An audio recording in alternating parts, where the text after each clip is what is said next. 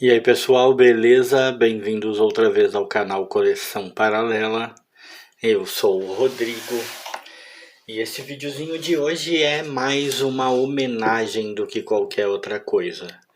É quase uma menção honrosa, vamos dizer assim. A gente vai falar de um personagem, o Mandrake, já tá aqui, vocês já viram na capa do vídeo, já viram aparecendo aqui. Vamos falar desse personagem que eu costumo brincar que é o irmão de armas do fantasma, né?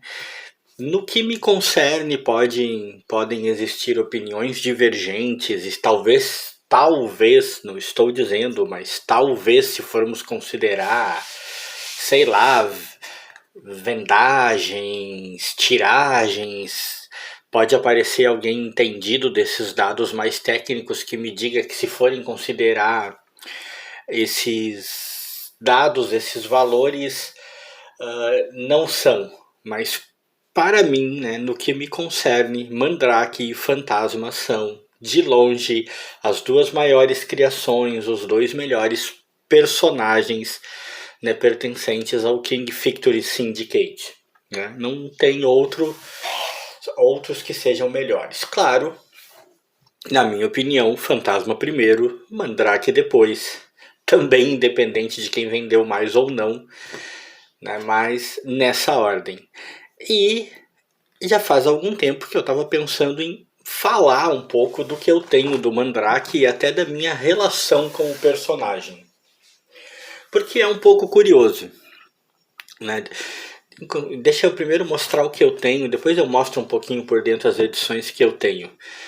Eu tenho essa ediçãozinha aqui da editora Saber, né? Uma ediçãozinha bem velhinha, é a que está mais castigadinha, né? Tem uma lombadinha quadrada, uma capinha bem simples, né? Bem simplesinha. Na verdade, aqui na parte de trás, ela perdeu a sua capa, ó. Né? Eu tenho ela aqui sem a capa de trás. A capa de trás se perdeu.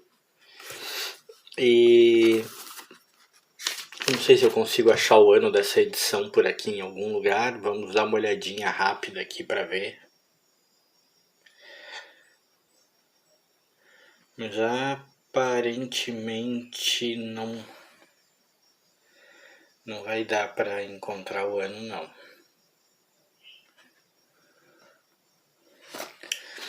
Então não tenho pistas sobre o ano aqui, pelo menos não. Vamos ver aqui, né?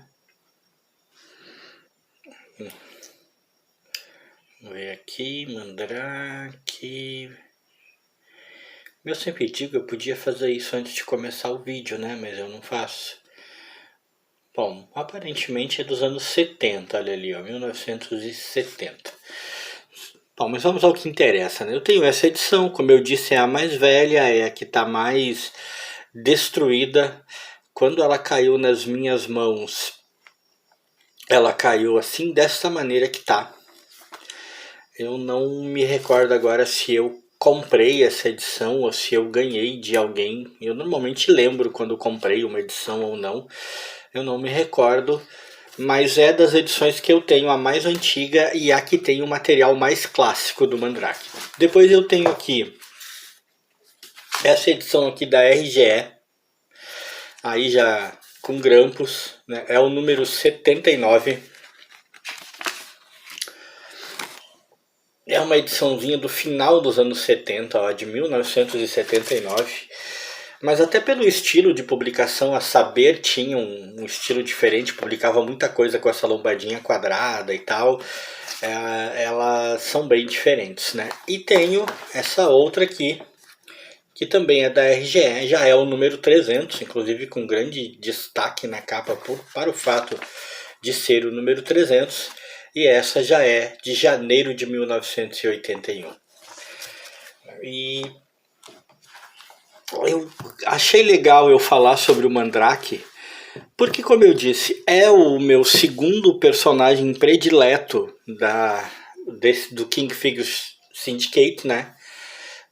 Dessa, vamos dizer assim, editora barra distribuidora, né?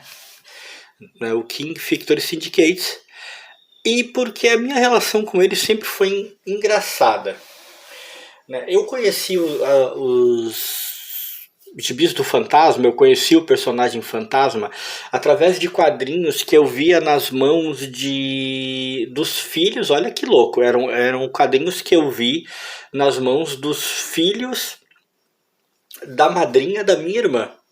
Eles tinham, eu na época nem sabia ler, mas eu via ali aquele personagem de vermelho e tal, me chamava a atenção, os quadrinhos em si me chamavam a atenção, mas eu não sabia ler, nem deixavam eu mexer muito, entendeu?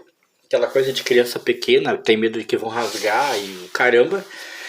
E foi o primeiro contato que eu tive, mas se passou muitos anos até eu ter algum interesse em ler algo. Já o Mandrake, o personagem Mandrake, eu demorei muito mais tempo para ter um contato com ele. Muito mais tempo mesmo. Eu lembro que eu ouvia uma expressão que o pessoal falava, deu uma de mandrake e tal, né? Quando alguém conseguia iludir alguém, conseguia se safar de uma situação com uma mentirinha, com uma ilusão e tal. E eu não ligava uma coisa a outra. Eu me interessei por quadrinhos, comecei a ler, né, me envolvi com o universo Marvel, me envolvi com o universo DC e tal, e posteriormente com Disney e um monte de outras coisas, os personagens como o Fantasma, Zagor, Tex começaram a entrar aos poucos na minha vida, mas o Mandrake ainda não entrou. E o meu primeiro contato mais real, assim, de eu ter um mínimo interesse com o Mandrake, primeiro foi em rápidas citações, em rápidas aparições que ele fazia de vez em quando em alguma revista do Fantasma. E geralmente nas revistas do Fantasma haviam anúncios, né, anunciando revistas do Mandrake. E eu achava curioso até e tal, mas não a ponto de me despertar interesse. Mas foi a primeira visão que eu tive do cara como personagem de quadrinhos, né? Excetuando essa brincadeira, essa coisa que o pessoal falava de deu uma de Mandrake. Até que surgiu aquele desenho que eu gostava pra caramba, na verdade passava no SBT, se não me engano, Os Defensores da Terra. Ali tinham, né, um grupo de personagens, todos do King Victories, né? Tinha o Fantasma, o Lothar e tinha o Mandrake. Tinha o Flash Gordon. E, cara, eu me interessei pelo Mandrake porque ele parecia um personagem muito interessante. Era difícil pra mim até definir, e olha que eu já não era assim mais tão criança quando esse desenho passou, né? Pelo menos que eu lembre. Eu agora não tenho certeza do ano em que esse desenho passou na TV.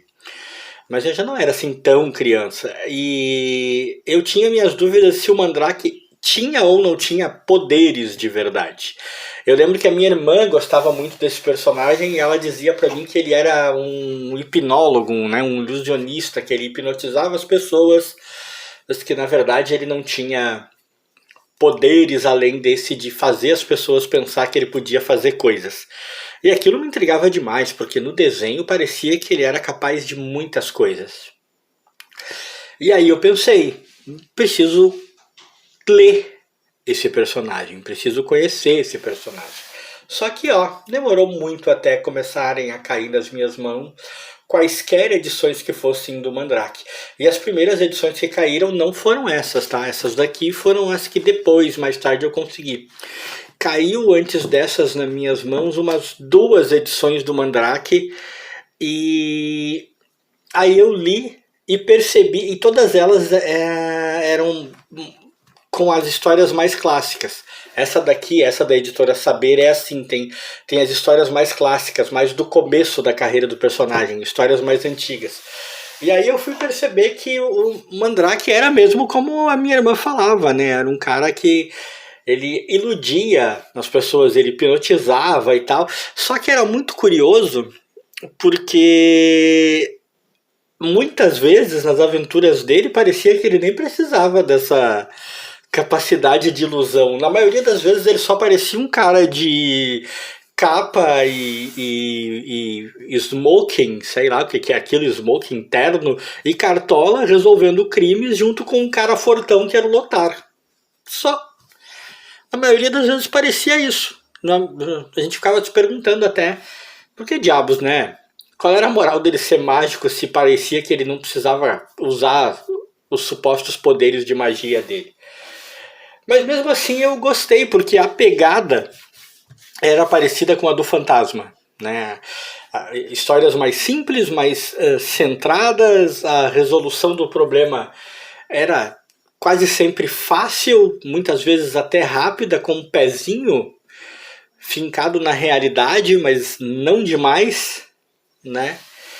E sem ser também, na maioria das vezes, ingênuo demais. Mas foi aí que a coisa começou a ficar louca. Aí eu comecei a descobrir que o universo do Mandrake, onde o Mandrake vive suas aventuras, tende a ser, ou pelo menos pode ser, muito mais doido do que o do Fantasma. E aquilo começou a tornar as coisas engraçadas. E é mais ou menos isso que eu vou mostrar aqui. Vou começar mostrando essa edição que eu já falei, a mais antiga, né, da editora Saber. Como eu disse, tem histórias mais clássicas do Mandrake. Eu vou tentar, né, manusear com muito cuidado, porque já passou por uma restauraçãozinha. Aqui, ó, eu tava falando do ano antes, olha só que tonto, ó, 1971. Bem na cara aqui, ó. Uh, tava dizendo, não, agora eu fiquei, né, fiquei atrapalhado porque estava na minha cara e eu não tinha visto, né? Eu vou tentar manusear com cuidado, porque já teve umas restaurações aqui, é um negócio que não dá para mexer muito. Mas aqui são histórias mais clássicas, né? Oriundas das tiras de jornal e tal, preto e branco. Ó, histórias do Lee Falk e do Phil Davis. E como eu falei, né, a arte é bem característica da época. Bem característica da época, o tipo de arte que você encontrava na época. E as aventuras tinham uma tendência a serem bem simples, né? Vilões bem simples, bandidos, contrabandistas, assaltantes, né? Espiões. Esse era o tipo de vilão que se enfrentava aqui, curiosamente, né? E às vezes você se perguntava como é que um mágico terminava envolvido com essas coisas. E o Mandrake usava aqui e acolá suas habilidades de hipnotismo, mas como eu disse, muitas vezes parecia que era só uma desculpa, era só para lembrar que o Mandrake tinha essas habilidades, porque parecia que ele podia resolver as coisas muito bem sem elas, né? Muitas vezes parecia que bastava ele mandar o Lothar dar um pau nos caras e estava resolvida a questão. Inclusive com soluções que muitas vezes eram risíveis, como aqui, por exemplo, né? Eles estão fingindo que são mortos que voltaram do fundo do mar, são zumbis, botaram umas algas na cabeça e estão assustando as pessoas. É o tipo de solução que se tinha na época, entendeu? Mas são quadrinhos gostosos de ler porque tem esse sabor, né? O sabor antigo, o sabor primordial do personagem. Aqui na época que o Recruta Zero era chamado de Zé, o soldado raso. Olha que loucura. E então são aventuras das quais você não pode, e mesmo você não pode esperar um grande intrincamento de roteiro, uma grande criação. Elas giram quase sempre em torno das mesmas coisas, enfrentando o mesmo tipo de vilão. E o nosso querido mágico aqui muitas vezes resolve as coisas mais com a inteligência, com a astúcia, do que com seus supostos poderes. Então, essa é o que eu falei. Foram as histórias que me fizeram achar interessante o Mandrake. Mas daí a gente chega para essas daqui. E curiosamente, as duas edições que eu tenho, elas giram em torno do mesmo tema. É o Mandrake enfrentando alienígenas. Isso é pura coincidência, tá? Inclusive eu fiz um vídeo de uma edição da revista Gibi que eu tenho, que tem uma história do Mandrake na qual ele também está enfrentando alienígenas. Parece que o Mandrake tem uma relação muito próxima com quebrar o pau com alienígena, né? E aqui é o que eu digo, aí já fica louco. Nós temos edições que daí são coloridas. Essa aqui tem aquele formato típico da RGE, que é um pouquinho maior, ó. Um pouquinho maior. E aí a coisa já degringolou, meu amigo. Aqui, por exemplo, o nosso querido Mandrake, ele tem que resolver uma situação com um alienígena. Por si só, já é bem louco, né? Se você for considerar que o cara é um mágico ilusionista, é que esse aqui não parece o Clark Kent? Parece muito o Clark Kent, né? Parece que o Super-Homem fez uma ponta na história do Mandrake. Olha aqui, ó. Parece demais, cara. Parece demais. Mas como eu estava dizendo, já é muito louco imaginar que um mágico alienígena, né? Que um mágico vai enfrentar alienígenas. Isso para resolver o problema da Terra, um mágico ilusionista. Ainda ele enfrenta aqui, cara, um alienígena que fica à deriva no espaço, próximo à órbita da Terra, num bote. Literalmente, ele está flutuando num bote, o alienígena, e pior do que isso, meus camaradas, o alienígena é gigante. Ele é gigantesco a ponto de, olha a comparação dele próximo à Lua. Tá vendo? Isso aqui é ele próximo à Lua. Ele é de proporções continental. Ele se aproxima da Lua e acaba provocando aí, ó, maremotos e destruição na Terra, porque ele mexe, né, com o campo gravitacional da Terra. E aí eles o Mandrake resolveu o problema. Por que seria o Mandrake o cara resolver, né? Coisas das histórias. É muito psicodélico o bagulho, entendeu? É muito psicodélico. Parece assim que os caras estavam usando estimulantes para bolar essas histórias.